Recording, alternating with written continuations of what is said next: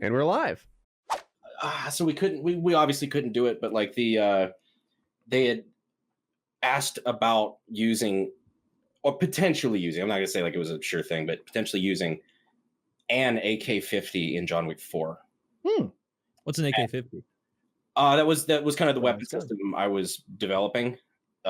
Still developing. One of those things we still have to go home and make the new prototypes. More of like a passion project right now, but like a 50 BMG. Think of like an AK and a Barrett together, right? Very cool. And they were wanting to use it. I'm like, I don't fucking have one, unfortunately, but I would love to see that. Like, no matter what scene you're planning in that fucking movie where John Wick is about to go kick ass with a fucking 50 cal, I'm on board as a viewer. I want to see that. I like when they do a little research and they bring out some cool shit that I'm like, oh, he's got a desert tactical rifle there. Okay, all right, he's not fucking around. He got a little bullpup sniper. All right, cool. I usually like his handgun selection and stuff like that, but I do wish there was some more exotic shit in there because that's the kind of stuff that turns me on. Like if he brought out, I don't even know what he'd do with it, but if he had one of those Anzio Ironworks 20mm rifles. Oh my god! You ever shot one of those? I haven't shot one yet. I've seen them, and I almost shot Richards the one time. We went out on the range, and he. Oh, does Richard have a 20? I think so. Well, he had it in the back of his van. I hope it was. Holy fucking shit! Yeah, I didn't know he had one. They're like 17 grand. That's not awful. It's not awful, but it's not. Well, it's not a still carry piece by any means. Yeah. I'm thinking like a Barrett M107 is like 14 grand. So I'm like, okay, for a 20, all right. You can get it for 10. Yeah, Richard, I could have. They'll sell them to you for 10. Gotcha.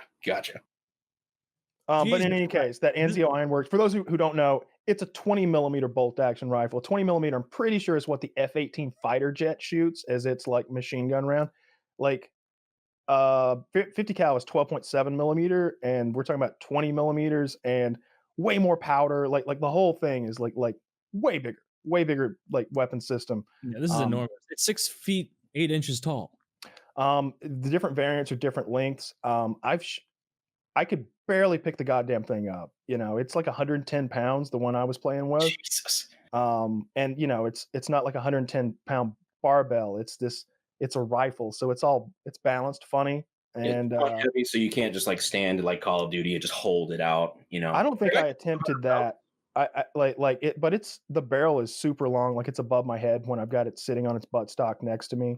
And I've shot 2 of them. I shot Anzio's down in Florida. His place burnt up. I don't know if you know that. Like his. I heard about that. Yeah, some people broke into his shop, his factory building, whatever you want to call it, and he had. I don't remember the exact amount of. Is it 25 Bradley? Is that the stuff? I'm not sure. The stuff it's the Bradley fighting vehicle, whatever it shoots. It's 25mm or something like that. It's like this explosive chain gun shit. Anyway, he had, call it $3 million worth of that in his building. And so they break into his building, probably trying to steal guns or whatever they could lay their hands on. And then they realize they're on candid camera. Well, the DVR that's recording them is in a vault, like not just in a safe, it's in a vault. Yeah. And they just see wires going into like armor. And so they're like, well, guess we burn it to the ground. And so they burnt this place down. And of course, he doesn't have his ammunition insured. So it's like a $3 million loss on that's unrecoverable. And then the building and every gun he owned, all of that's burnt to the ground. So at the time I was working with him, he only had like his show gun, the one he was like taking to SHOT Show. And so we shot that a little bit.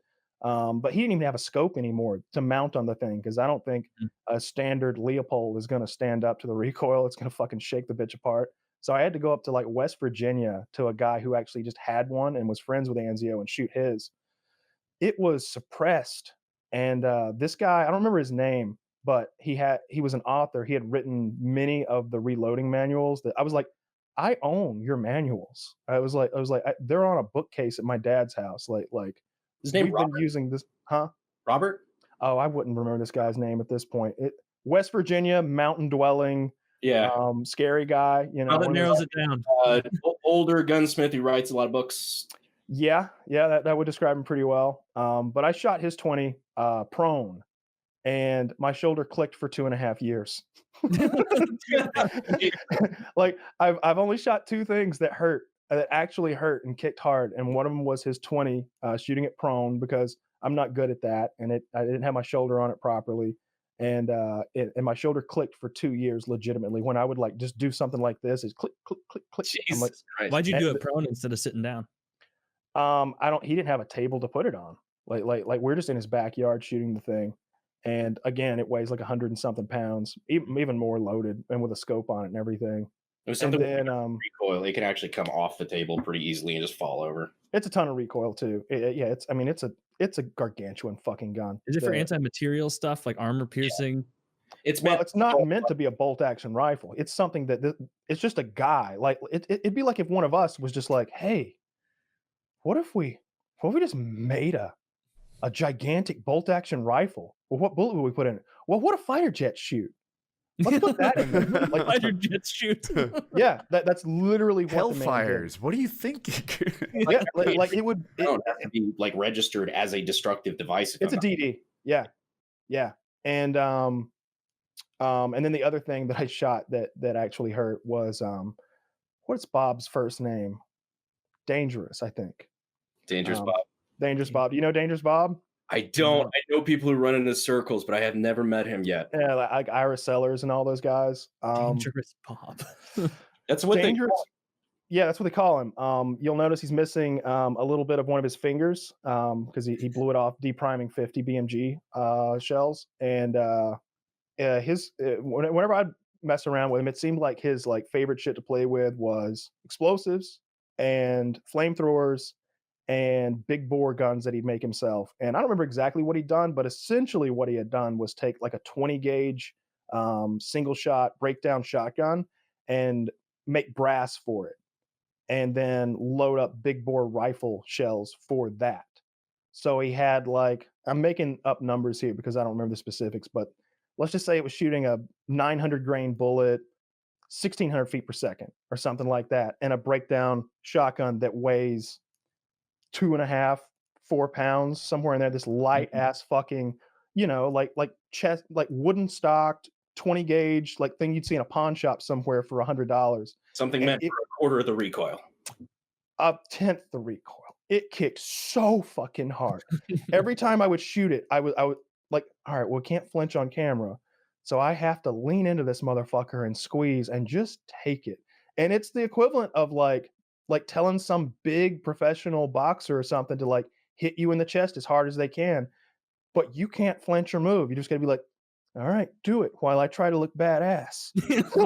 Like, and my shoulder was black and blue. Oh, my friends, this is pretty intense. I would lean so far into it, like my front knee would be bent like almost to the ground, like all my weight, 95% of my weight is on my front foot. My back foot is just barely touching the ground, and it would rock me all the way back. It was awful. It was awful to shoot. I think I shot it 5 times. What video was that? I don't even know if we used the fucking footage. It was one of those days where we were in Tennessee, like messing with like a Bofors gun and a flamethrower and like some M240 Bravos. Where we shot like 5 things in a day, and yeah, it was the flamethrower video that I did where I like roasted a pig, and the pig had like little pipe bombs tied all over it. Oh no, that was the mannequin. It had a mannequin with little pipe bombs all over it, and then I roasted a pig and pretended to eat some of it. Yeah.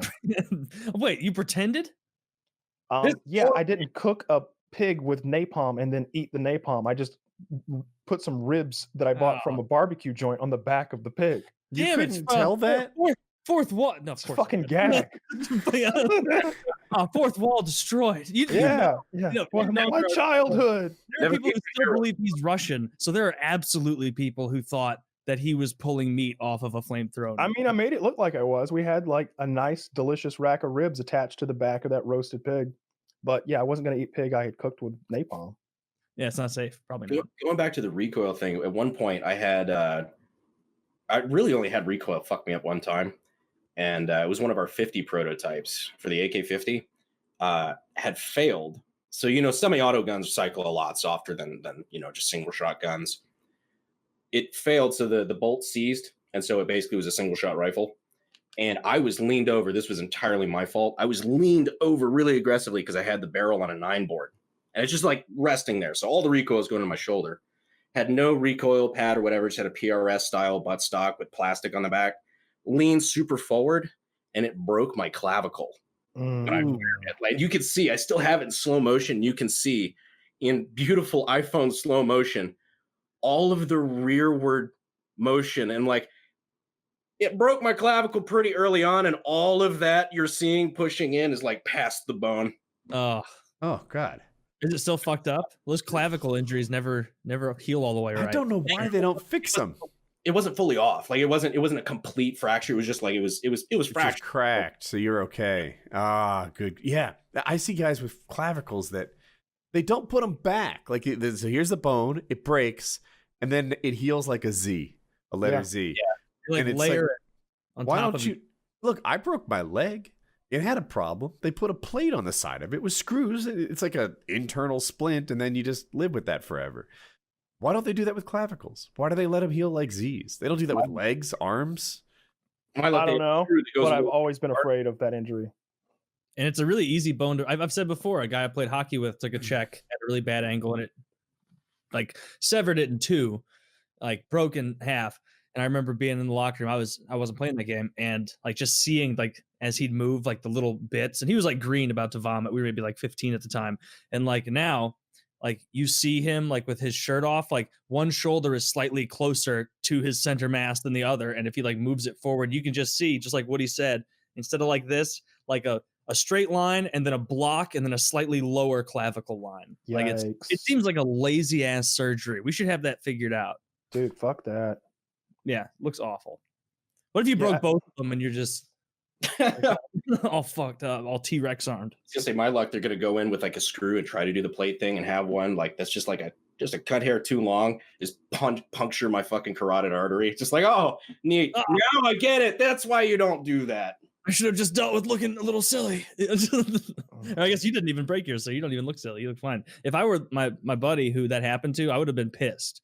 Like once that healed, I would have been like, what the fuck, man? Like this is, so I'm never going to be the same. Like none of my movements are going to be the same. Muscle memory, everything's different. Like why couldn't you just fix it correctly? I bet if you were like, maybe if you were a sports, like if you're a professional athlete, like maybe they go in and do it, but maybe it's just not necessary for the average person. I don't know.